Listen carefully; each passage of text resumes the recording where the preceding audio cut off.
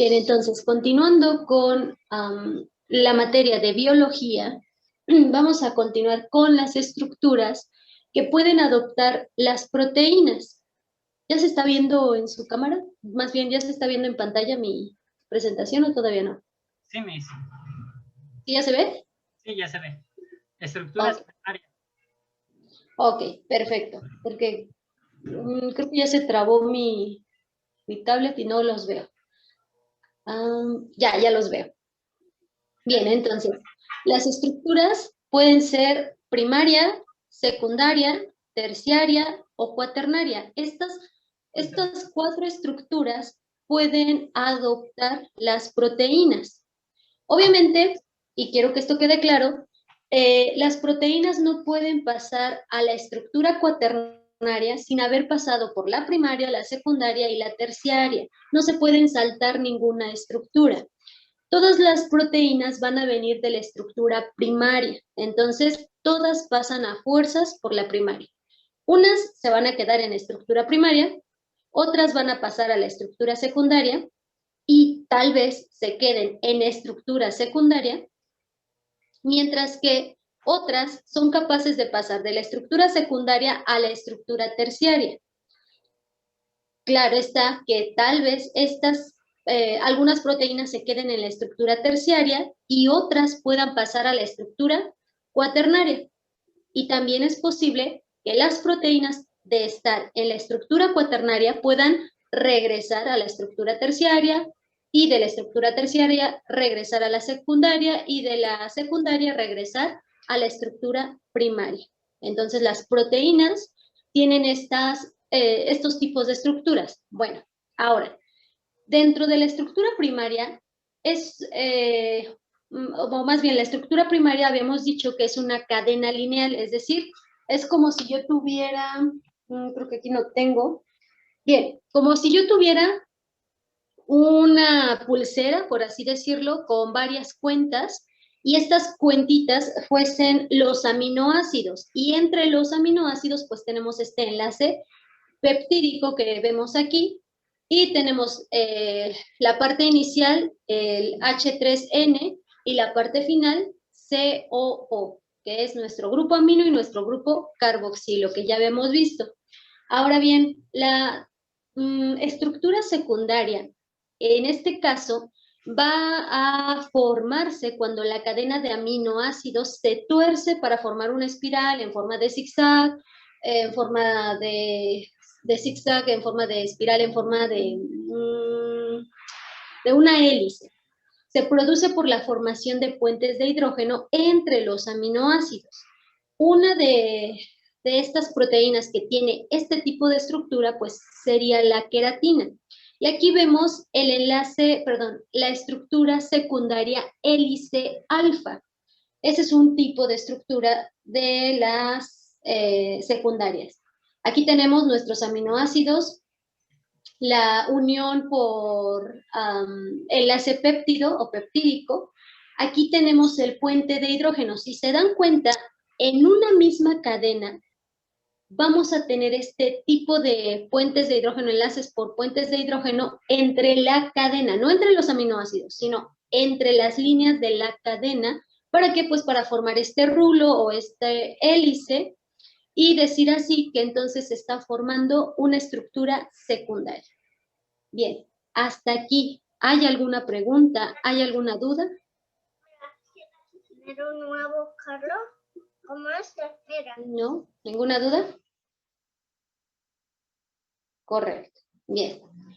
Ahora, de ahí nos vamos a la estructura terciaria. La estructura terciaria es la conformación espacial definitiva. ¿Qué quiere decir esto? Bueno, pues que en la estructura terciaria las proteínas adquieren su función biológica, es decir, se les da pues sí, esta funcionalidad, para qué van a servir, hacia dónde se van a ir y cómo es que van a estar interactuando en el sistema vivo. Es como si dijéramos que, no sé, que en la estructura terciaria las proteínas cumplen 18 años y pueden tener su credencial para votar, es decir, pueden tener su función biológica, ya pueden realizar dicha función para la que han sido creadas. Entonces, las estructuras primaria y secundaria sirven para formarlos, para tener esta proteína, pero la terciaria ya sirve para decidir qué función biológica va a tener.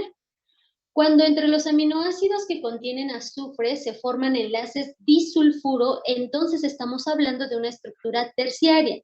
El enlace disulfuro, como ustedes pueden ver aquí en esta estructura de la seda de las telarañas, tenemos varias proteínas. De hecho, aquí tenemos proteínas en su forma o en su estructura secundaria que están uniéndose entre ellas, es decir, entre diferentes proteínas, a través de estos enlaces de disulfuro que les dan esta capacidad de tener una estructura terciaria. Dentro de la estructura terciaria, vamos a tener, además de hélices, además de la estructura lineal, porque también están aquí estructuras lineales, estructuras en forma de hélice, vamos a tener giros donde se va a doblar la proteína, así se le dice, se dobla la proteína para formar estos enlaces de disulfuro los enlaces de disulfuro. Cada estructura terciaria se va a conocer como péptido. ¿Por qué? Porque ya tiene más aminoácidos. Es una molécula muy grande a comparación de un aminoácido, por ejemplo. Entonces, va a tener varios aminoácidos que van a formar este péptido. Bien, después de la estructura terciaria vamos a tener a la estructura cuaternaria. La estructura cuaternaria va a ser la estructura más compleja que tienen las proteínas. Aquí se van a formar estos agregados de péptidos, es decir, estas conglomeraciones de varios péptidos, y solo se manifiesta en las proteínas fibrosas o globulares, es decir, aquí en la estructura cuaternaria va a adoptar distintas formas de tal manera que, como nosotros podemos ver aquí en la ilustración, ya no se ven tanto como listones enrollados o listones dando giros, sino que ya se ven más como tubos que están doblados y que están teniendo ciertas formas. Eso es debido a esta agregación de péptidos que se manifiesta como una proteína globular. Bien, un ejemplo de la estructura cuaternaria pues sería la hemoglobina. De hecho, la hemoglobina está formada por dos diferentes péptidos, pero en realidad son 4, es decir, 2 son de una forma y 2 son de otra forma. Tiene 4 péptidos, 2 son iguales y 2 son iguales. Es por eso que aquí en la imagen se ve como no como un cuadrado, pero sí se ven los 4 péptidos que conforman a la hemoglobina. Aquí podemos ver 2 en rosa, que son los que son iguales, valga la redundancia, y los morados, que también son iguales entre ellos, pero estos 4 van a formar a la hemoglobina. Y la hemoglobina, pues, va a ser esta acarreadora del oxígeno en nuestra sangre. Hasta aquí, ¿hay alguna pregunta, alguna duda? Sí, no, muchas, pocas, ninguna. ¿Están comiendo? No. No, Miss, no. Muchas gracias. Ok, bien. Ahora, las proteínas, además de adoptar estas estructuras desde la primaria, secundaria, terciaria, cuaternaria, como les había mencionado, se pueden regresar de estructura, es decir, de estar en la cuaternaria pueden regresar a la terciaria, de estar en la terciaria a la secundaria, de la secundaria a la primaria. Esto se debe a la desnaturalización de las proteínas. Las proteínas pueden cambiar su forma. Por ejemplo, cuando agregamos algún ácido, las proteínas se desnaturalizan por el cambio de temperatura, por el cambio en el pH y por el cambio en la concentración salina. Principalmente, estos 3 factores son los que hacen que las proteínas se desnaturalicen. Aquí tengo el ejemplo de la leche, que cuando le agregamos ácido, pues se corta. ¿Cómo le hacemos para que la leche se corte sin agregar ácido? ¿Qué otros factores pueden hacer que la leche se corte? ¿Qué otros factores?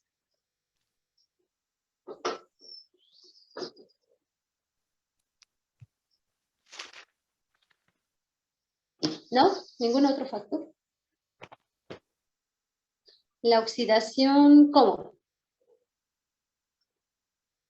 Por ejemplo, cuando nosotros tenemos nuestra lechita en el refrigerador, nuestra caja de leche, no sé, y queremos, pues, tomar leche y vemos que ya se echó a perder, ¿a qué le atribuimos que se haya echado a perder?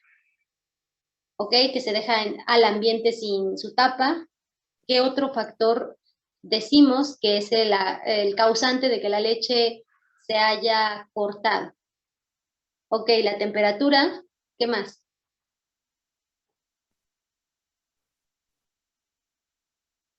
¿Nada más? ¿La temperatura? Bien.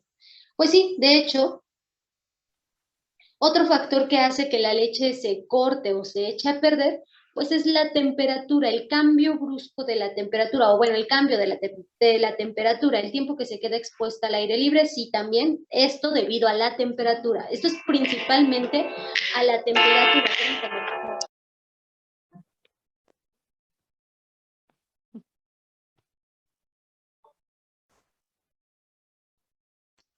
Ya, perdón, lo siento. Ok, entonces sí, esto se debe a la temperatura. ¿Por qué? Porque sabemos que la leche debe mantenerse refrigerada, es decir, a temperaturas bajas. Si nosotros aumentamos la temperatura en un periodo, es decir, en un lapso, entonces la leche se va a descomponer, pero esto pasa por la proteína que contiene la leche. La proteína que contiene la leche se llama caseína.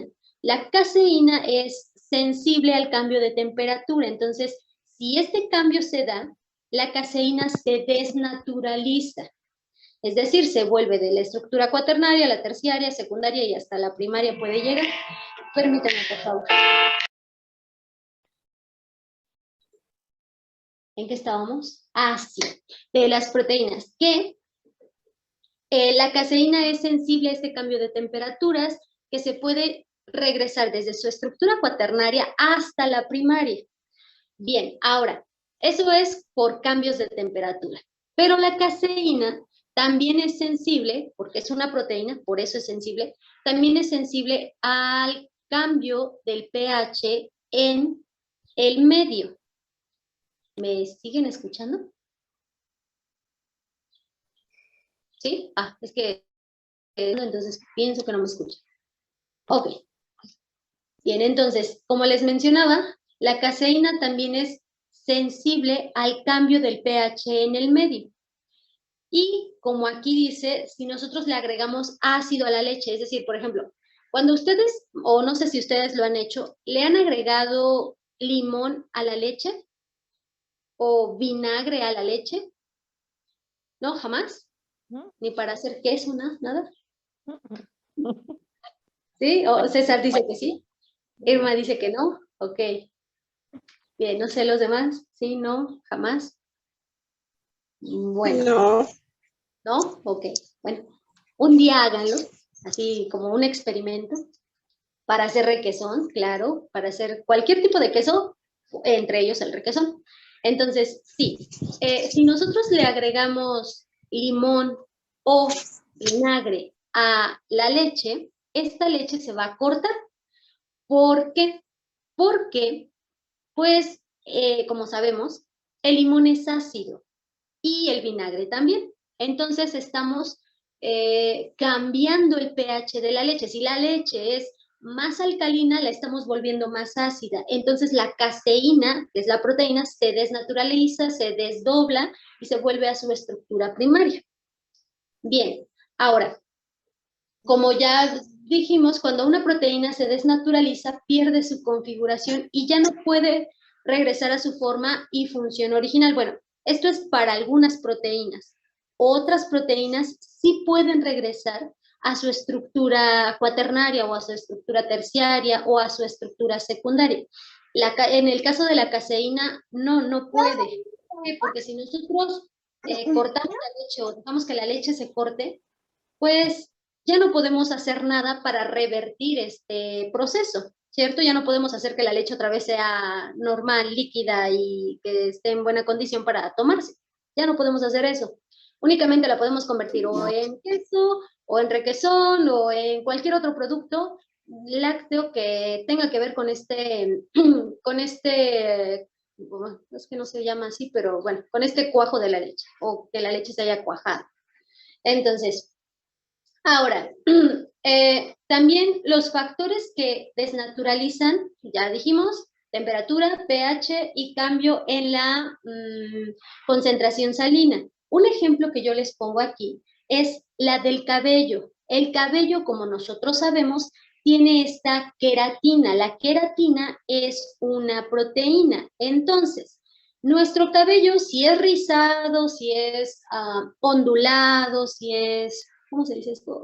Quebrado, sus proteínas van a tener estos tipos de enlace de disulfuro en su estructura, ya sea terciaria o cuaternaria.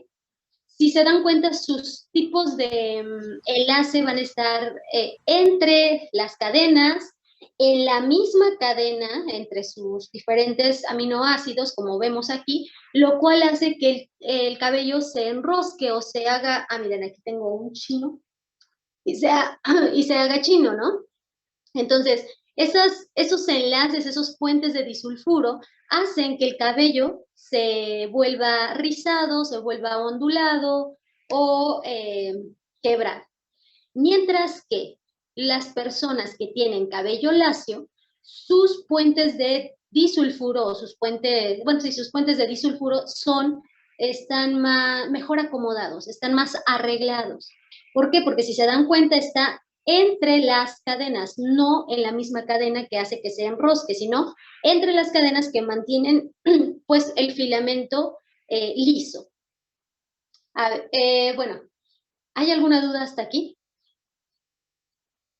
¿No? Ok, los voy a dejar con Coral para que les pase lista y ahorita continuamos. Hola. Ay. Creo que Coral. Perdón, ingeniero, buenas tardes. Buenas tardes. Hola, buenas tardes. Buenas tardes. Nada más unos segunditos, voy a pasarles asistencia, chicos. Agustín Hernández, Lady Mariel. Presente. Gracias, Lady. Aspeitia Alamilla, Leslie Ivonne. Presente. Gracias, Leslie. Bravo Jasso, Ángela Saraí.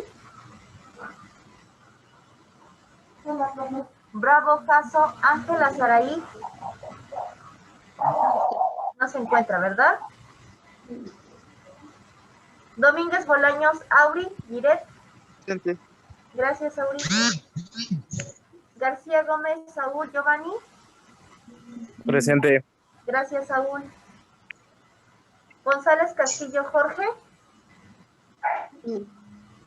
Creo que no ha entrado. Ok, gracias. Hernández Bautista, Carlos. Hernández Bautista. Gracias, Carlos. Hernández Núñez, Vanessa, Jacqueline.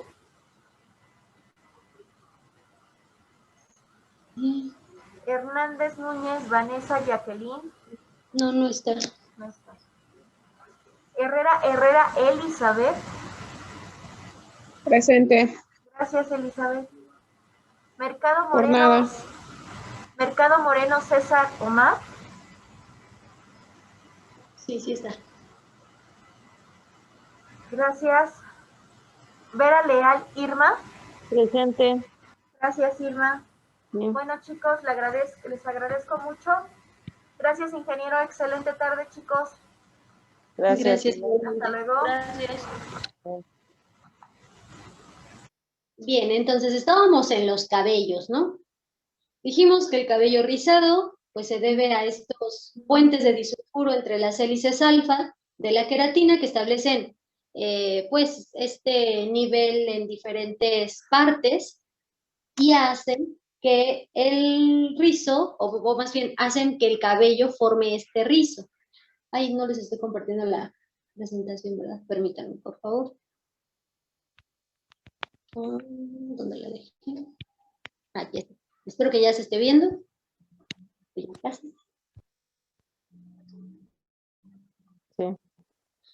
Bien, entonces, cuando nosotros queremos, pues, por ejemplo, en mi caso, en el caso de algunas, que tienen el cabello rizado o lo tienen ondulado, que no lo tenemos lacio, y queremos alaciarnos el cabello, es decir, no sé, plancharlo, pues tomamos las tenazas o tomamos la plancha que está caliente, es decir, tiene un cambio de temperatura, tiene un aumento de temperatura, y pasamos el cabello y pues se alacia. Esto es debido a que se rompen los puentes de disulfuro y se hacen como, o se vuelven a formar, pero como el cabello liso, es decir, van a tener un orden, van a estar al mismo nivel. ¿Para qué? Para que el cabello ahora tome esta estructura lacia. Pero ¿qué pasa cuando pues nos lavamos el cabello? Primero nos lo alaciamos, después nos lo lavamos, pues estos puentes de disulfuro vuelven a la normalidad, es decir, vuelven a ser como eran antes, con estos, pues ya no están en forma ordenada, sino que ahora tienen diferentes uniones en diferentes sitios. Ahora bien, también nosotros, o bueno, las personas que tienen el cabello lacio y se lo quieren enchinar, por ejemplo, o bueno, hacer rizado con un permanente, pues se les agrega, ándele, una base, se les agrega ciertos ácidos, o bueno, ciertos peróxidos, ciertos químicos que ayudan a romper los puentes de disulfuro ordenados que tienen y volverlos a hacer, pero de maneras diferentes, es decir, en diferentes posiciones. ¿Para qué? Para que se haga el rizo, para que se haga el chino, para que se haga la base. Esto, claro está, dura pues cierto tiempo, ya después se va cayendo la base, en realidad va creciendo el cabello. ¿Por qué? Porque los mismos químicos primero quitan el enlace, después ayudan a que se forme otros tipos de enlaces para formar el rizo y se sella este enlace. ¿Para qué? Para que no se rompa fácilmente. Claro, se va a poder romper si se plancha el cabello, pero otra vez se va a volver a hacer. Bien, hasta aquí entonces, ¿hay alguna duda, hay alguna pregunta? Si no, ¿ninguna? Ok. Bien, les voy a pasar un video, solo permítanme un poco, ya lo tenía, pero se cerró la página, entonces lo voy a buscar de nuevo. Permítanme, por favor.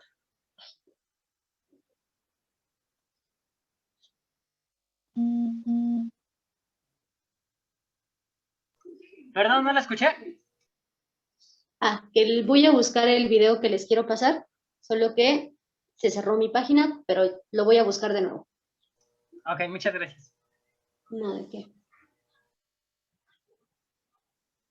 Okay, denme un... ¿En qué afecta cuando el pelo se expone al peróxido para decolorar el pelo? Pues... ¿Tiene que cambiar su estructura o algo así? Mande. ¿O es la falta de queratina?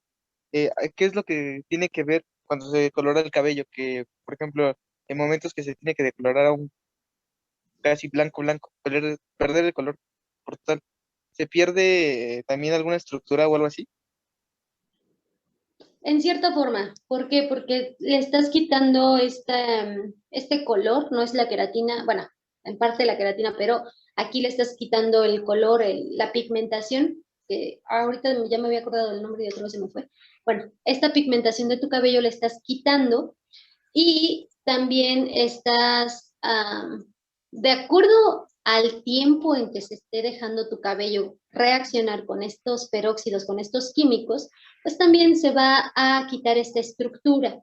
Obviamente, después de que te decoloran el cabello, te van a poner bueno, no lo sé a ciencia cierta porque jamás lo he hecho y nada más de lo que veo es de lo que estoy hablando ahorita. Después de decolorarte el cabello, te tienen que poner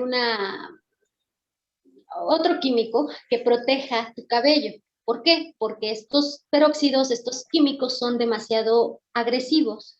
Entonces, si no te pusieran después este otro elemento, este otro químico que protege tu cabello, tal vez podrías tener problemas después, tal vez se te podría quemar el cabello, pero también ahí depende del tiempo en el que te dejen el producto, porque por ejemplo, no sé si ustedes han visto estos videos en donde las mismas personas se decoloran el cabello, pero al no saber el tiempo que tienen que dejar el producto, pues se han llegado a dejar calvas o se han llegado a quemar literalmente el cabello. Es decir, no sé, por ejemplo, estoy haciendo tiempo en lo que esto carga.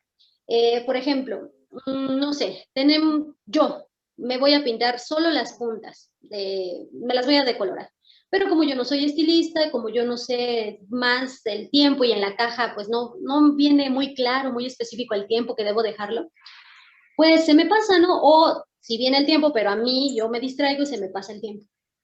Entonces cuando ya me quiera quitar, ya me quiera enjuagar el cabello de ese decolorante, de ese peróxido, pues se me va a caer el pedazo de cabello. ¿Por qué? Porque ya se me quemó debido a la acción de estos químicos. Pero, digo, si lo haces con un profesional y si dejas el tiempo correcto, pues no pasa más que se te vaya esta melanina, bueno, este color de tu cabello y nada más, y después puedas, pues, estructurarlo. De hecho, no sé si se han dado cuenta que las personas que se pintan el cabello o se decoloran, más bien, se decoloran el cabello demasiado, pues si no se lo cuidan, si no lo nutren, si no tienen diferentes cuidados más intensivos, por así decirlo, que un cabello normal, pues se ve como muy seco.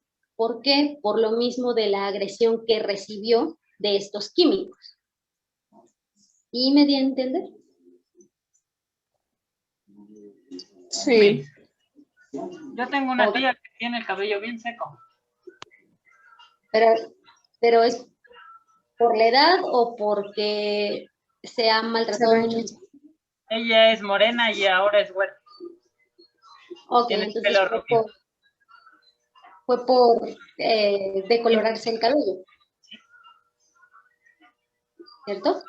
Sí, exactamente, sí. Ok. Ya, permítame, ya está cargando esto, nada más que ahora me dice que está fallando. Bien, bueno, en lo que carga vamos a continuar porque se está tardando más de lo normal. Ay, no.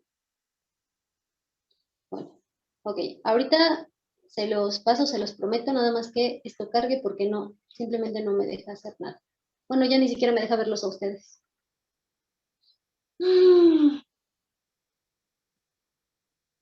Ok, entonces estábamos en las proteínas, ya dijimos de esto, ya hablamos acerca de las diferentes proteínas, cómo se pueden desnaturalizar, cómo pueden adquirir diferentes estructuras. Ah, ¿ya se ve? Sí, ya se ve o todavía no. Me parece Bueno, cargando.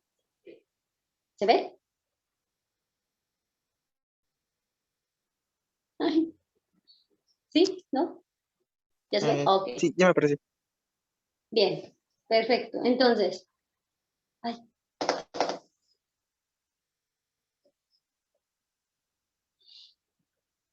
Ok, creo que esto ya no quiere ni siquiera avanzar. No me deja hacer nada. Qué Yo creo que tristeza. quiere dormir, Miss. Sí, ya vi que sí. Ya está cansada, de seguro. Imagínense desde las 7 de la mañana encendidas. No, que ya. A estas horas ya está cansadísima. Ok, bueno, vamos a hablar de los lípidos, ya que esto no me permite avanzar. Los lípidos van a ser estos ácidos grasos. Los lípidos son las grasas, por así decirlo, o a grandes rasgos. Los lípidos también son una fuente, o bueno, no una fuente, sino una reserva de energía. Recuerden que los carbohidratos son esta fuente de energía inmediata, la que podemos obtener de manera casi, o más bien, la que obtenemos de forma inmediata. ¿Por qué? Porque los carbohidratos pues son más fáciles de digerir y tienen esta estructura más simple, que nos permite pues aprovechar la energía. Ahora bien, las proteínas dijimos que también tienen esta función de darnos energía, esta función de reserva de energía, pero no son las principales, no son las primordiales, sino que si no hay suficiente energía disponible inmediata, entonces se recurre a las proteínas, se recurre a los lípidos. Los lípidos son esta grasita que acumula nuestro cuerpo. Nosotros tenemos diferentes, ¿cómo decirlo? Compartimentos, no, diferentes reservas de lípidos en nuestro cuerpo, y estas reservas o esta grasita que está en nuestro cuerpo nos ayuda para diferentes situaciones o para diferentes cosas. La principal, pues, es este aislamiento térmico. Por ejemplo, sobre todo en los animales, sobre todo los que están en climas muy fríos, esta capa de lípido, esta capa gruesa de grasa, les ayuda a pues no morir de frío, a que mantengan su temperatura corporal, es decir, su temperatura interior, la mantengan alta a comparación de la temperatura tan baja que está en el exterior. Es por eso que estos lípidos son importantes. También en nosotros son importantes, ¿por qué? Porque son los precursores de las hormonas. Las hormonas son importantes en nosotros, ya que nos permiten diferentes procesos que ayudan a la vida. Uno de ellos, y el más importante, bueno, uno de estos procesos muy importantes que permiten las hormonas, pues es el crecimiento. Sin las hormonas, pues nosotros no podríamos desarrollar nuestro cuerpo.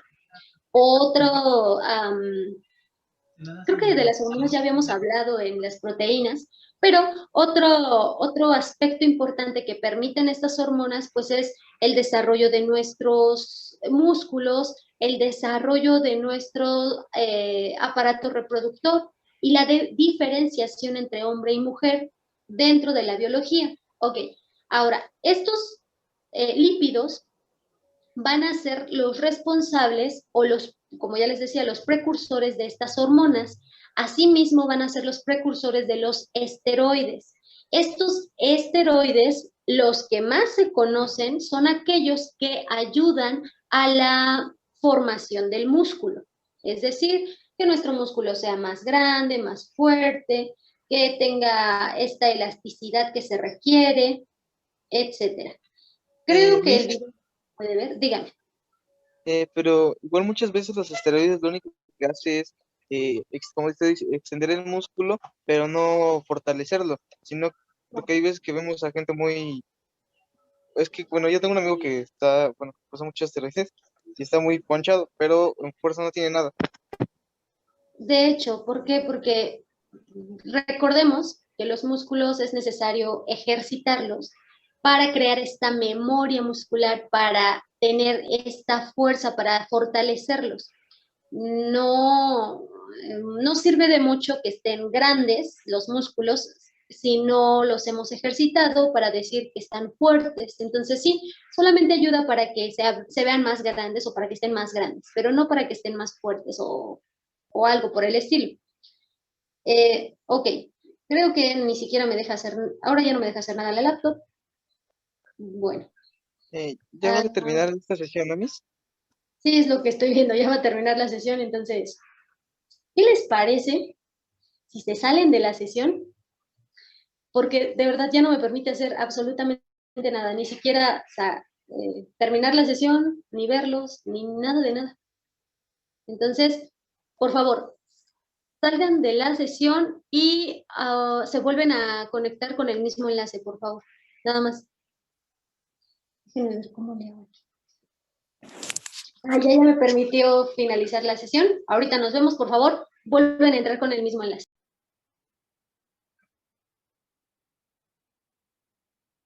Listo, ¿ya se está viendo? Bueno, visualizando, ¿no? ¿Sí? Sí, Miss.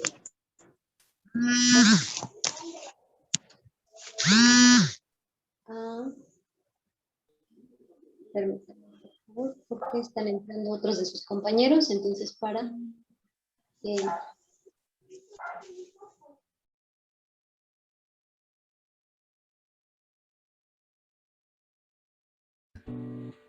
¿Qué es una proteína?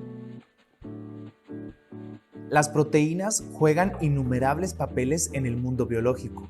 Algunas transportan nutrientes a todo el cuerpo. Algunas ayudan a que las reacciones químicas sucedan más rápido. Otras construyen la estructura de los seres vivos. A pesar de la amplia gama de funciones, todas las proteínas están hechas de los 21 bloques llamados aminoácidos. Los aminoácidos están hechos de átomos de carbono, oxígeno, nitrógeno e hidrógeno, y algunos tienen átomos de sulfuro. La selenocisteína es el único aminoácido común que contiene un átomo de selenio. Estos átomos forman un grupo de aminos, un grupo de carboxilo y una cadena lateral unida a un átomo de carbono central. La cadena lateral determina las propiedades de un aminoácido y es la única parte que cambia de un aminoácido a otro.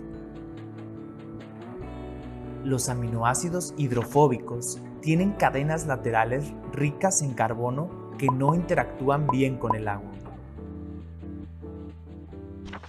Los aminoácidos hidrófilos o polares interactúan bien con el agua. Los aminoácidos cargados interactúan con aminoácidos de cargas opuestas o con otras moléculas.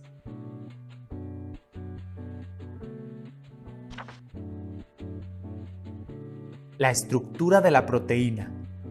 La estructura primaria, la estructura secundaria, la estructura terciaria, la estructura cuaternaria. Estructura primaria. La estructura primaria de una proteína es la secuencia lineal de los aminoácidos tal y como están codificados en el ADN.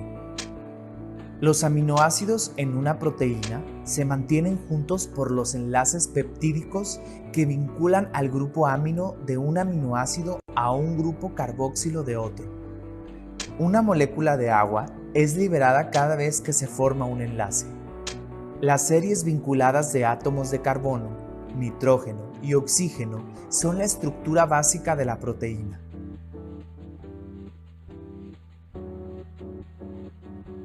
Las cadenas proteicas frecuentemente se pliegan en dos tipos de estructuras secundarias, las hélices alfa y las hojas plegadas beta. Una hélice alfa es una espiral derecha estabilizada por los enlaces de hidrógeno entre los grupos de amino y carboxilo de aminoácidos cercanos. Las hojas beta se forman cuando los enlaces de hidrógeno estabilizan uno o más hilos adyacentes de aminoácidos. La estructura terciaria de una proteína es la forma tridimensional de la cadena proteica. La forma está determinada por las características de los aminoácidos que conforman la cadena. Muchas proteínas adoptan formas globulares con cadenas laterales hidrofóbicas protegidas desde el interior, lejos de las moléculas del agua circundante. Las proteínas unidas a la membrana tienen aminoácidos hidrofóbicos agrupados en el exterior para que las cadenas laterales hidrofóbicas puedan interactuar con los lípidos de la membrana. Los aminoácidos cargados permiten que las proteínas interactúen con moléculas que tienen cargas complementarias. Las funciones de muchas proteínas dependen de sus formas tridimensionales. Por ejemplo, la hemoglobina forma una bolsa para sostener el hemo, una molécula pequeña con un átomo de hierro en el centro que se une con el oxígeno. La estructura cuaternaria. Dos o más cadenas polipeptídicas pueden unirse para formar una molécula funcional con varias subunidades. Las 4 subunidades de la hemoglobina cooperan para que el complejo tome oxígeno más fácilmente en los pulmones y lo libere en el cuerpo. Representación de la proteína. Las diferentes representaciones visuales de las proteínas nos pueden dar indicios sobre las estructuras y funciones de las mismas. Este diagrama muestra todos los átomos que conforman a esta proteína. Esta representación, llamada de listón o de diagrama animado, muestra la organización de la cadena de la proteína y enfatiza las hélices alfa. La representación de las superficies muestra las áreas en la proteína que están accesibles a las moléculas del agua. Tamaño de la proteína. La mayoría de las proteínas son más pequeñas que la longitud de onda de la luz. Por ejemplo, la molécula de la hemoglobina es de aproximadamente 6.5 nanómetros de tamaño. La hemoglobina se encuentra en altas concentraciones en los glóbulos rojos. Una célula de glóbulo rojo contiene cerca de 280 millones de moléculas de hemoglobina. Forma y función. Las proteínas de formas tridimensionales determinan su función. Defensa, anticuerpos. Los brazos flexibles de los anticuerpos nos protegen de enfermedades al reconocer y enlazarse con patógenos y apuntalarlos para que el sistema inmune los destruya. Comunicación. Comunicación insulina. La hormona de la insulina es una proteína pequeña y estable que fácilmente puede conservar su forma al viajar a través de la sangre para regular el nivel de glucosa en esta. Transportador de glucosa. Enzimas. Enzimas alfa-amilasa. La alfa-amilasa es una enzima que inicia la digestión de los almidones en nuestra saliva. Transportación. Transportación bomba de calcio. Retículo sarcoplásmico de la célula muscular. La bomba de calcio es ayudada por el magnesio e impulsada por ATPs para regresar los iones de calcio al retículo sarcoplásmico después de cada contracción muscular.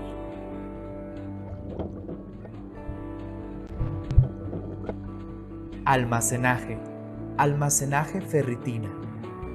La ferritina es una proteína esférica con canales que permiten que los átomos de hierro entren y salgan dependiendo de las necesidades del organismo. En el interior, la ferritina forma un espacio hueco con átomos adheridos a la pared interior. La ferritina almacena hierro en una forma no tóxica. Estructura. Estructura colágeno. El colágeno forma una fuerte hélice triple que es utilizada en todo el cuerpo para apoyo estructural. Las moléculas de colágeno pueden formar fibras alargadas que se unen para darle forma a las fibras de colágeno. Este tipo de colágeno es abundante en la piel y los tendones. Puedes aprender más de las funciones y las estructuras tridimensionales de las proteínas y de otras máquinas moleculares en The RCSB Protein Data Bank.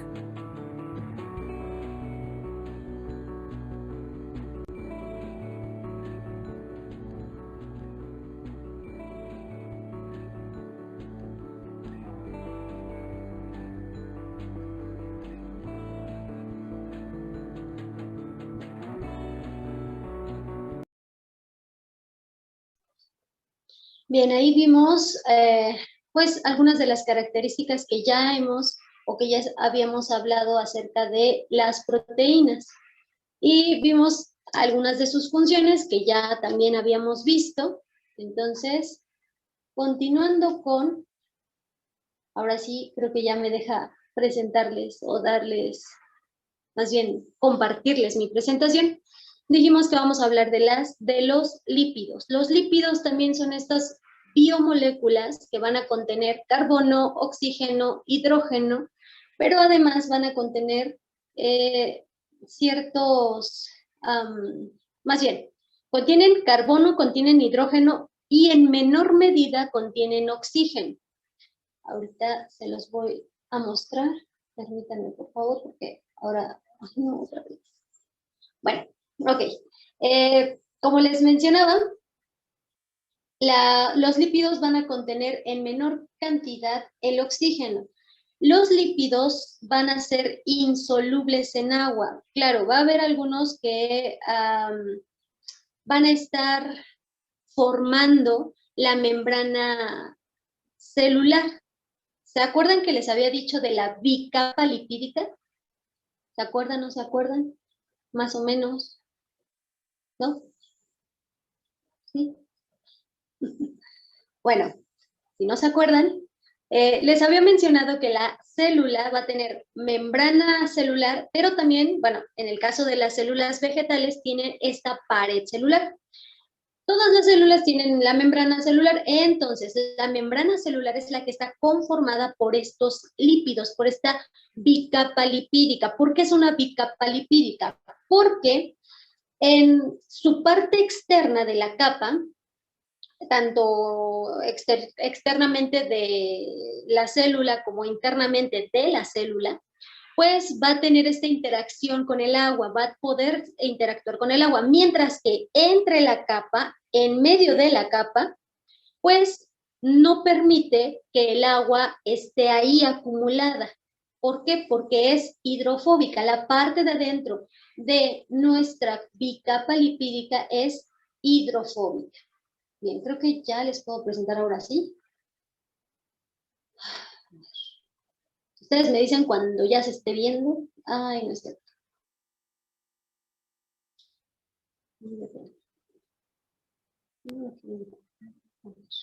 Nuevamente, creo que ya. A ver, ahora sí ya. Espero que ya se esté viendo. Ustedes me dicen si sí, si no. ¿Ya se ve? Perfecto. Bien, ahora sí ya. Entonces, como les decía, los lípidos van a ser estas biomoléculas formadas por carbono, por hidrógeno y en menor medida de oxígeno. Son insolubles en agua, pero son solubles en sustancias orgánicas, como el benceno y el cloroformo. Los lípidos van a dar la energía de almacenamiento o de mantenimiento. Son formadores estructurales de la membrana, que es lo que les mencionaba, como la bicapa lipídica. Aquí tengo una imagen en donde tenemos, bueno, aquí tenemos unas moléculas de colesterol, pero en sí estos, ¿cómo decirlo? Como alfileres con dos patitas, ¿no? Se llaman así, pero veámoslo así para identificarlos. Aquí tenemos la cabeza, que es polar, que se puede relacionar con el agua, y las patitas, que no son más que las cadenas carbonatadas de los ácidos grasos, que no se pueden o no se relacionan con el agua. ¿Por qué? Porque son hidrófobos. Entonces, esta de aquí, solo la de arriba es una capa y la de abajo es la otra capa. Por eso es una capa más bien, es una bicapa lipídica. Tiene dos capas de lípidos, tanto arriba como abajo, formando una sola capa o formando solamente la membrana. Bien, hasta aquí, ¿hay alguna duda, hay alguna pregunta acerca de los lípidos hasta esta parte? ¿Sí, no? ¿No? Bien. Entonces, veamos. Como les mencionaba, también los lípidos me van a servir como esa barrera de protección o de aislamiento. Recubren las fibras nerviosas, como lo es la mielina, que es una fibra nerviosa, para la transmisión de impulsos eléctricos. Estos lípidos son como la cobertura de un cable, como la cubierta de un cable. Sí, han visto que los cables, bueno, tienen en el centro, pues ya sea el cobre, el alambre que está dentro del cable, y están recubiertos por plástico. Pues ese plástico, imaginen que que son estos lípidos. Y los cables, el cobre que está dentro de estos cables, son estas fibras nerviosas de mielina. Si no existiera este recubrimiento de lípidos, pues nosotros tendríamos ciertas molestias. Por ejemplo, las personas que padecen de fibromialgia, no es cierto, bueno, sí, de neuropatías. De neuropatías, ¿qué es esto? Bueno, pues que simplemente con el roce de la ropa o con el mismo, o sea, sin que nada les toque la piel, tienen ardor constantemente. ¿Por qué? Porque la mielina está descubierta, está al descubierto, es decir, no tienen la cobertura o no tienen la cubierta de lípidos que deberían tener. Esto se debe a diferentes enfermedades. Una de ellas, la principal, es pues la diabetes. La diabetes ocasiona este tipo de daños en las fibras nerviosas, este tipo de daños, pero no es la única. Bien, entonces aquí como yo les mencionaba también, por ejemplo, en los animales que tienen o que están en lugares donde las temperaturas son demasiado extremas, demasiado bajas, pues van a tener esta capa de lípidos que va a impedir pues que sus órganos internos se congelen y así permite la vida. Es por eso que son muy importantes los lípidos. Hasta aquí, ¿hay alguna duda? ¿Hay alguna pregunta? Sí, no, ninguna. ¿No?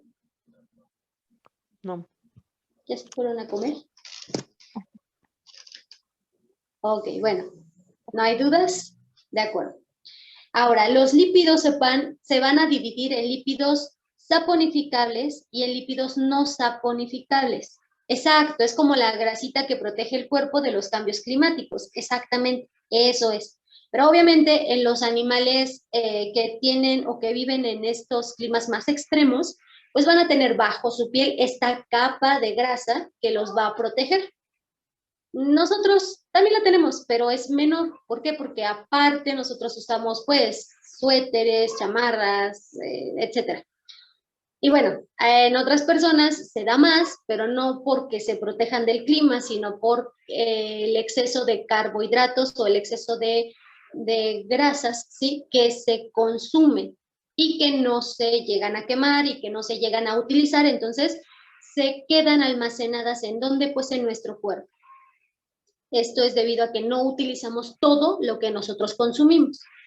Consumimos más de lo que necesitamos en muchas ocasiones y sin darnos cuenta. Bien, entonces, como les decía, los lípidos se van a dividir en saponificables y no saponificables. Los saponificables, dentro de ellos van a estar las ceras, los triacilgliceroles, los ésteres de glicerol y los ésteres de esfigosina. Dentro de los triacilgliceroles vamos a encontrar a los ácidos grasos saturados y ácidos grasos insaturados. Los ácidos grasos saturados se van a dar en los animales y los ácidos grasos insaturados se van a dar en los vegetales. Los ésteres de glicerol van a dividirse a su vez en fosfolípidos y en plasmalógenos. Los ésteres de esfingosina también a su vez se dividen en esfingomielina y cerebrósidos.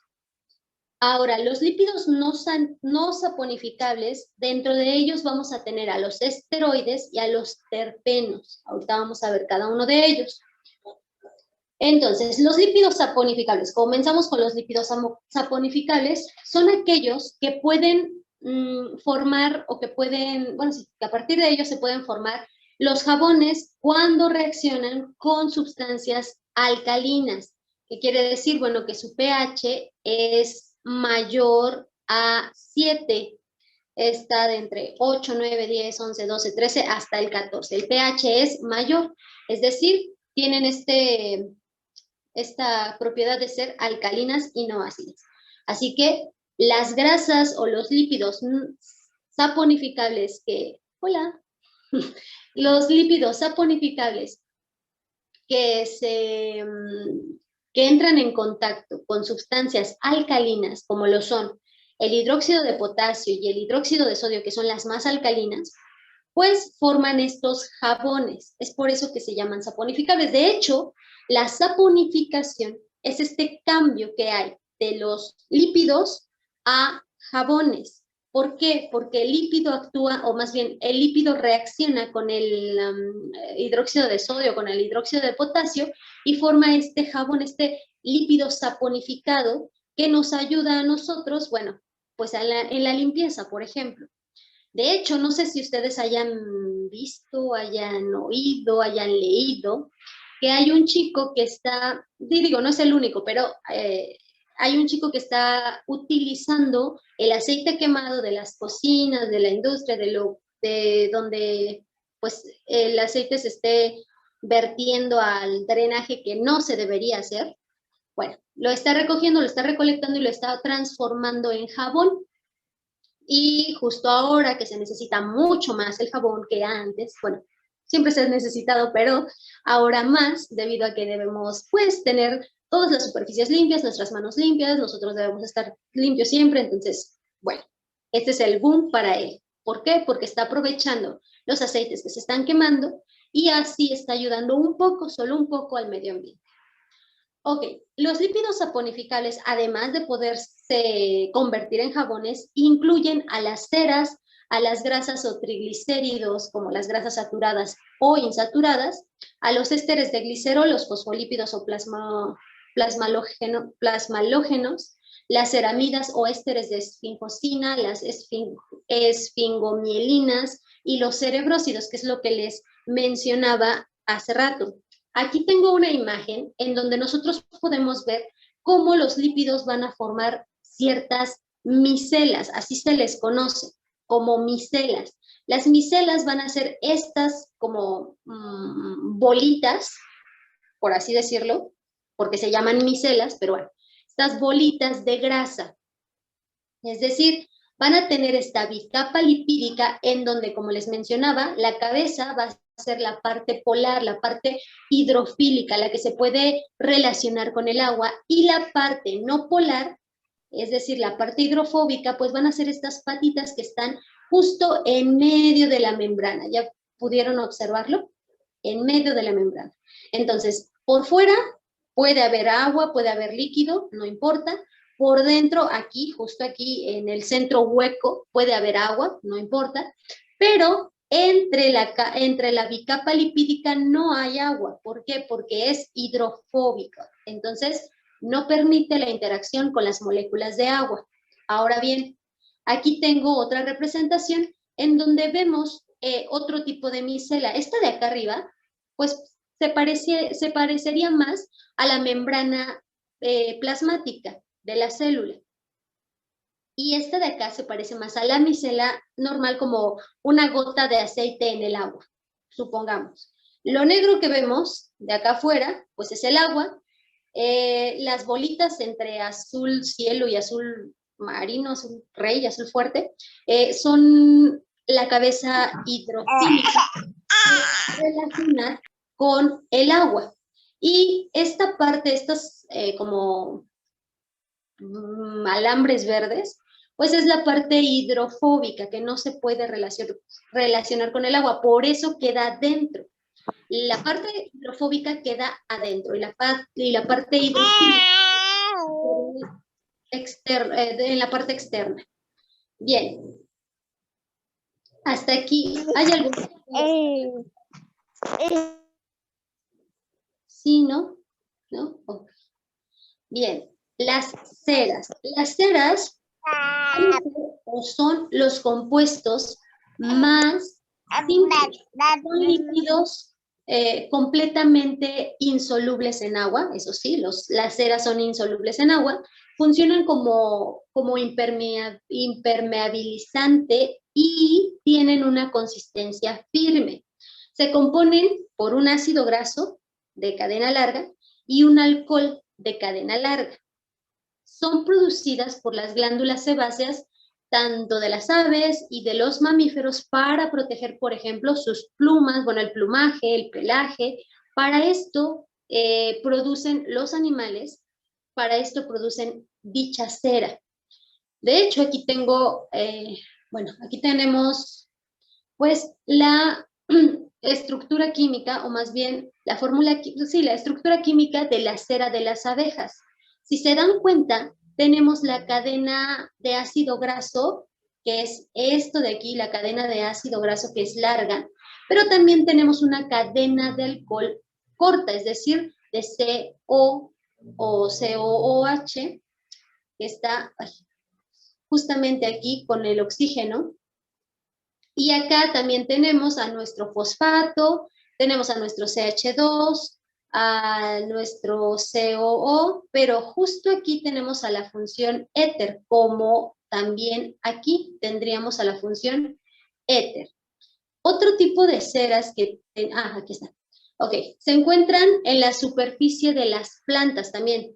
primero habíamos hablado de las ceras que producen los animales para proteger su plumaje, para proteger su pelaje, pero también las plantas tienen esta cera en la superficie. Esta cera que hace que las plantas, que las hojas se vean brillantes, que las hojas, pues, no sé cuántos de ustedes han visto que en las hojas de las plantas se resbala el agua, se resbalan las gotitas de agua. No las absorbe como tal, sino que las deja resbalar.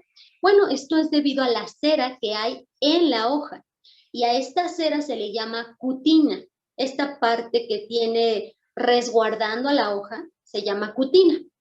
En los panales de abejas, la cera o el cerumen, bueno, en los panales de las abejas, como vemos aquí, esto que está justo aquí, estas celdas, están formadas por la cera. Bien, también en nosotros, el cerumen de nuestros oídos, de nuestros oídos, es esa cera que nosotros producimos. Las plumas de las aves tienen este tipo de lípidos que les sirve de protección. Los mamíferos nacen con una capa de grasa en el pelo para su lubricación. Y aquí en las frutas nosotros también encontramos la cera. ¿Por qué? Porque protegen a la fruta. En este caso es un racimo de uvas, pero no sé, ustedes lo han visto, por ejemplo, en las manzanas. ¿Sí han visto esta cera o cómo se ven un poquito más brillantes las manzanas? ¿No? ¿Sí? Bueno, ¿sí? En algunas frutas, en las ciruelas también se ven más brillantes debido a esta cera. ¿Mandé? Las peras, ¿no? Las peras, exactamente. Entonces, la mayoría de las frutas tiene esta cera que protege su parte externa. Y bueno, entonces, hasta aquí, ¿hay alguna duda y alguna pregunta? ¿Sí, no? ¿No? Ok. Bien. Ahora, dentro de los lípidos, o más bien, los lípidos están formados por ácidos grasos. Estos ácidos grasos, como ya vimos la división, pueden darse en insaturados y en saturados, en estos dos tipos de ácidos grasos. Los ácidos grasos insaturados son aquellos que poseen dobles y triples enlaces entre sus carbonos. Se van a encontrar en las grasas de origen vegetal. Recordemos que los insaturados son para los vegetales y los saturados son para los animales. Entonces, los ácidos grasos insaturados se encuentran o son grasas de origen vegetal. A temperatura ambiente se van a encontrar en su estado líquido. Tal es el caso del aceite de girasol, del aceite de soya, del aceite de oliva, del aceite de canola, del aceite de maíz, incluso de la margarina, bueno, algunos tipos de margarina. Ciertos tipos de aceites que se pueden encontrar de forma líquida a temperatura ambiente. Y esto es porque provienen de un vegetal, provienen de una célula vegetal. Mientras que los ácidos grasos saturados son aquellos que poseen, son aquellos que se encuentran en las grasas de origen animal, pero los ácidos grasos saturados no cuentan con dobles enlaces, solamente con enlaces simples entre los carbonos. Recordemos, los ácidos grasos insaturados tienen dobles y triples enlaces entre sus carbonos, mientras que los saturados no tienen estos enlaces, solamente enlaces simples. Los ácidos grasos saturados a temperatura ambiente se van a encontrar en su forma sólida. Tal es el caso pues de la mantequilla, de la manteca, del tocino, la grasita que tiene el tocino, si la han visto, ¿no? Entonces, toda esta grasa de origen animal se va a encontrar en su estado sólido, a temperatura ambiente. Obviamente ya calentándola, pues se derrite y se llega a su estado líquido, pero a temperatura ambiente son sólidos. ¿Hasta aquí hay alguna pregunta? ¿Hay alguna duda? ¿Sí, no? ¿Muchas? ¿Pocas? ¿No? Ok. Bien. Ahora, los ácidos, perdón, Ahora, los fosfolípidos. Los fosfolípidos resultan de la unión de una molécula de glicerol con 2 moléculas de ácido graso y una de fosfato, como nosotros lo podemos ver aquí. Son moléculas anfipáticas con porciones polares, es decir, hidrofílicas, que se llevan bien con el agua, y partes o porciones no polares, que son hidrofóbicas, que es la parte que no se mezcla y que no interactúa con el agua. Son los componentes estructurales de las membranas celulares. Aquí podemos ver a los fosfolípidos, la bicapa lipídica, que es lo que les he estado mencionando, y la estructura de un fosfolípido. De hecho, a ver, déjenme si lo acerco. Bien, aquí acercándolo tenemos a la célula, tenemos sus organelos, tenemos a la membrana celular. Aquí nos marca el interior de la célula, el citoplasma, y el exterior de la célula, que puede ser cualquier líquido, bueno, principalmente agua, porque es de un ser vivo, entonces agua en el exterior de la célula. Pero aquí la capa que recubre la célula y que diferencia de lo interno y lo externo de la célula, pues está formada de lípidos, una bicapa lipídica. Como vemos, las cabezas son las partes hidrofílicas que pueden interactuar con el agua, y las partes del centro de la bicapa lipídica, que son estas cadenas de ácidos grasos, pues son la parte hidrofóbica, no interactúan con el agua, por lo tanto, justo aquí no hay agua. Bien, ahora aquí abajo vamos a ver la estructura, su estructura. Tenemos las cadenas de ácidos grasos saturados, bueno, en este caso tenemos una de ácido graso saturado y una de ácido graso insaturado. La insaturado dijimos que va a tener dobles enlaces entre sus carbonos, como lo vemos aquí, es por eso que es insaturado. Y la saturada solamente tiene enlaces simples, de un solo enlace entre sus carbonos.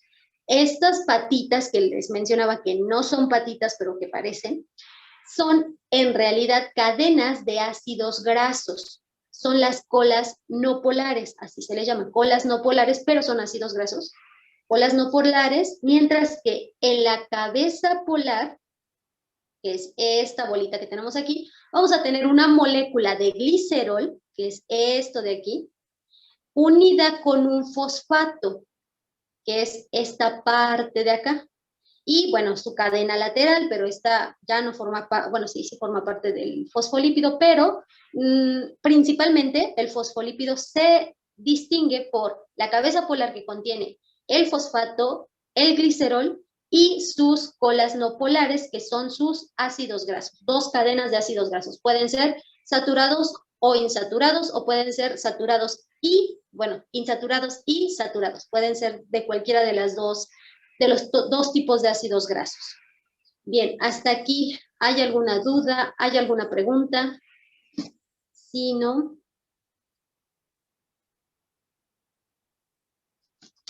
¿No? Ok, bien. Veamos, entonces, vamos a ver los esteroides. Los esteroides, como les mencionaba, son lípidos insolubles en agua. Perdón, son lípidos insaponificables. Este tipo de lípidos son insaponificables. ¿Qué quiere decir esto? Que no se pueden convertir en jabón, no pueden más bien, sí, no se convierten en jabones.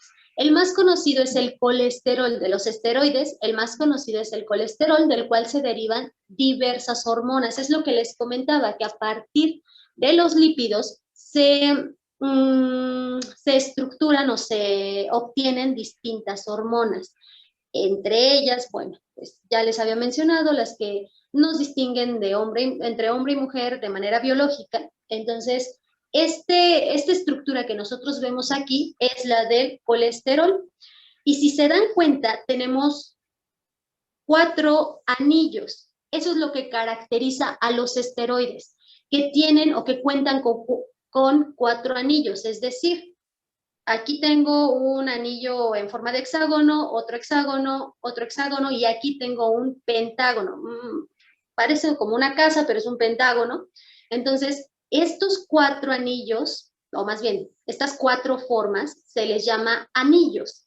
Y estos anillos están seguidos, están secuenciados. Por lo tanto, eso es lo que caracteriza a los esteroides. Cuando vean una fórmula o una molécula química, o bueno, es una formación química con estos 4 anillos, entonces se está tratando de un esteroide, ¿vale? Bien, hasta aquí, ¿hay alguna duda, hay alguna pregunta? Sí, ¿no?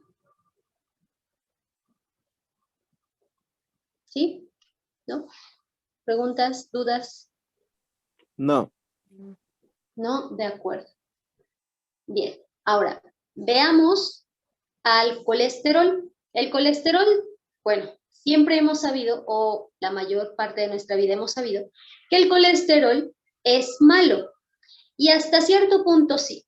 Hay un tipo de colesterol que es malo y hay un tipo de colesterol que es bueno.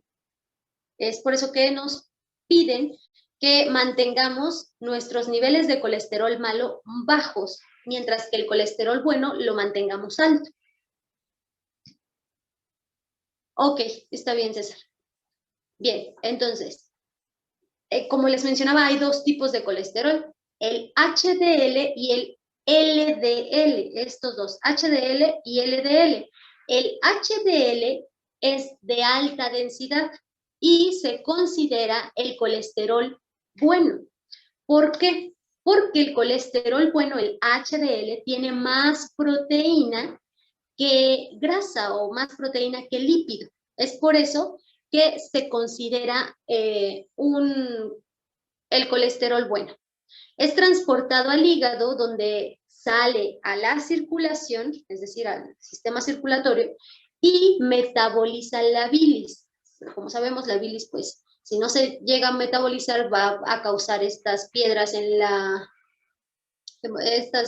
el páncreas. Entonces, de ahí se vienen varias enfermedades, varias consecuencias, así que el HDL es bueno por su alta densidad y porque contiene más proteína que grasa, que lípidos. Mientras que el colesterol malo, el LDL, es de baja densidad. ¿Por qué? Porque contiene menos proteína y más grasas, menos proteína y más lípidos.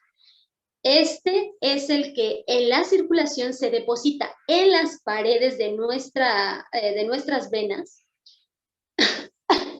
en las paredes de nuestras arterias, y las taponea de tal forma que no deja fluir la circulación, que no deja que nuestra sangre corra por nuestras arterias y así llegue al corazón. Entonces, este LDL es el colesterol malo. Ahora bien, tanto el colesterol bueno como el colesterol malo pueden provenir de la alimentación, pero también pueden provenir ya por genética. Es decir, ¿no ninguna? Bien. Entonces, veamos. Continuando, ya vimos esto de los lípidos. Ahora, ¿ya se está observando la pantalla o todavía no? Ya. ¿Ya? Perfecto. Entonces, veamos.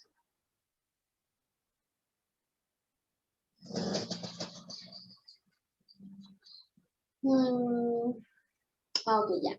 De aquí vamos a pasar a la división celular. La división celular tiene que ver con el proceso que tienen las células y que experimentan para la formación de nuevas células hijas.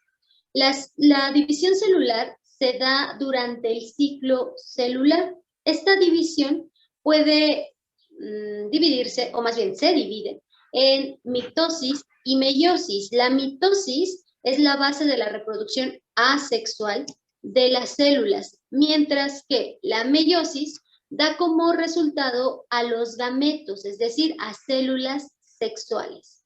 Bien, vamos a ver cómo se da.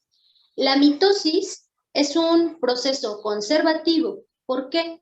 Porque el material genético se mantiene de generación en generación, es decir, no se combina, va a ser siempre el mismo. Por eso es una de las bases de la reproducción asexual que se tiene. ¿Por qué? Porque no va a combinar su ADN con otro ADN de alguien más, sino de la misma célula va a partirse para dar como resultado células hijas, pero que tienen el mismo material genético, no lo intercambian, tienen el mismo siempre. Claro, debido a ciertos cambios en el ambiente, pueden tener algunas mutaciones, pero el material genético es el mismo. Ahora bien, ¿para qué me sirve la mitosis? La mitosis me sirve para el crecimiento y el reemplazo celular, para la... Ay, ¿se ve bien su pantalla o se ve borrosa? Se ve bien. ¿Se ve bien? Ah, genial. Bueno, entonces, Se ve las borrosa, funciones... ¿Se ve borrosa? Ah, ok, a ver, déjenme ver, porque me parece que hice algo que no permite ver bien la pantalla, pero ahorita lo corrijo. A ver, ¿así ya se ve mejor? Sí, ya. ¿Ya? Ok, perfecto. Bueno, entonces les mencionaba que algunas de las funciones de la mitosis es el crecimiento y el reemplazo celular. Otra es la reproducción de células unicelulares, es decir, por ejemplo, las bacterias son unicelulares, solamente tienen una célula. Nosotros somos pluricelulares, ¿por qué? Porque tenemos células en todas partes, tenemos células de la piel, tenemos células en nuestros órganos, tenemos células en diferentes partes de nuestro organismo que están dedicadas a por ejemplo, no sé, a formar el corazón, a formar las arterias, a formar el hígado, a formar los riñones, por ejemplo. Pero las bacterias, pues son una sola célula que está viviendo. Así que esta mitosis le ayuda a su reproducción para poder multiplicarse y ser más bacterias. La otra función de la mitosis, pues es el crecimiento y la renovación de los tejidos. Ocurre en células somáticas y en organismos unicelulares por la reproducción asexual, que es lo que les mencionaba. Por ejemplo, aquí yo les puse esta imagen en donde una persona, bueno, se fue a la playa, se fue, no sé, a un lugar donde se expuso mucho tiempo al sol, lo que hizo que sus células de su piel, pues, se regeneraran con mayor rapidez debido a que pues mató la mayoría de sus células superficiales por la exposición al sol y ¿cómo decirlo? Es que se escucha mal pero bueno, estos pellejitos, este despellejamiento, este cambio de células, es ese resultado de la mitosis, es el resultado de regenerar la piel. ¿Para qué? Para que las células sanen y para que la piel esté protegida nuevamente. También abajo les puse otro ejemplo, por ejemplo, la estrella marina o la estrella de mar, que a partir de a ver, déjenme ver si lo puedo acercar. Ok, creo que sí. Ya, listo. A partir del individuo progenitor, que es una estrella común y corriente nada más, se da una fragmentación, por ejemplo, no sé, por las olas, por un coral, por un pez, qué sé yo.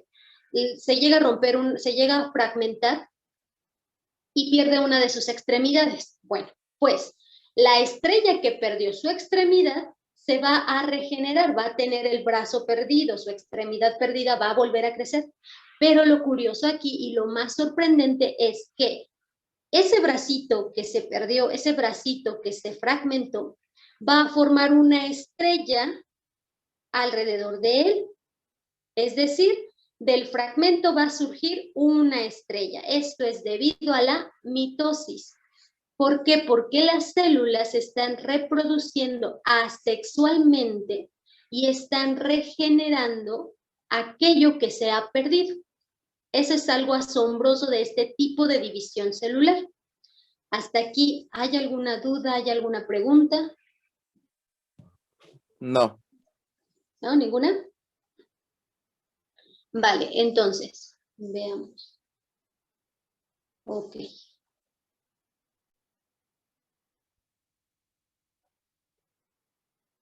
Bien. De ahí, como les decía, acá la mitosis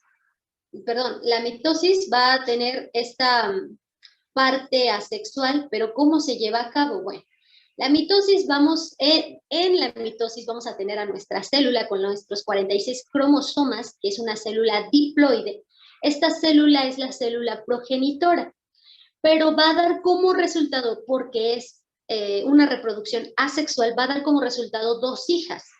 Una célula hija diploide 1 y una célula hija diploide 2, es decir, ambas células también van a contener estos 46 cromosomas.